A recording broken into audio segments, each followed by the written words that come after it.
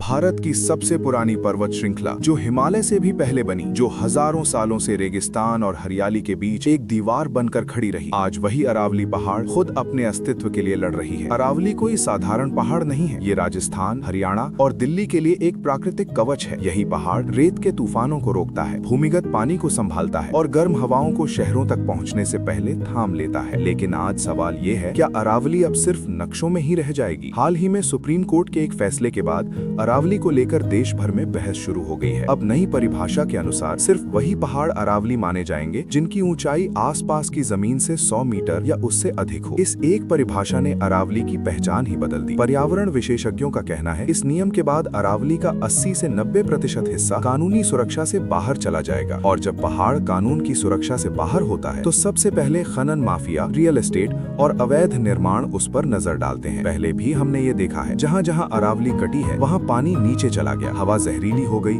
और जमीन बंजर होती चली गई। अरावली सिर्फ पत्थरों का ढेर नहीं है, ये जैव विविधता का घर है। यहाँ पेड़ हैं, जानवर हैं और वो पारिस्थितिकी तंत्र है जो पूरे उत्तर भारत का संतुलन बनाए रखता है। अगर ये संतुलन टूटा तो असर सिर्फ राजस्थान पर नहीं, दिल्ली और एनसीआर तक महसूस होगा। हाल ही में सामने आई ड्रोन सर्वे रिपोर्ट्स बताती हैं कि कई इलाकों में अवैध खनन पहले से ही जारी है। रातों रात पहाड़ काटे जा रहे हैं, हरे इलाके गायब हो रहे हैं और प्रशासन कई जगह मूक दर्शक बना हुआ है। यही वजह है कि पर्यावरणविद, सामाजिक संगठन और कई पूर्व अधिकारी इस फैसले पर सवाल उठा रहे हैं। उनका कहना है, अगर अरावली कमजोर हुई तो रेगिस्तान को रोकने वाली आखिरी दीवार टूट जाएगी। सरकार की ओर से ये कहा गया है कि एक सस्टेनेबल माइनिंग पॉलिसी लाई जाएगी और तब तक नए खनन लाइसेंस नहीं दिए जाएंगे। लेकिन विशेषज्ञ पूछते हैं, जब तक नीति बनेगी तब तक कितना अरावली बच पाएगा? आज अरावली का भविष्य सिर्फ फाइलों और परिभाषाओं में उलझा हुआ है, लेकिन सच्चाई ये है, अगर अरावली बची तो पानी बचेगा, हवा बचेगी और आने वाली पीढ़ी बचेगी। ये लड़ाई किसी पहाड़ की नहीं,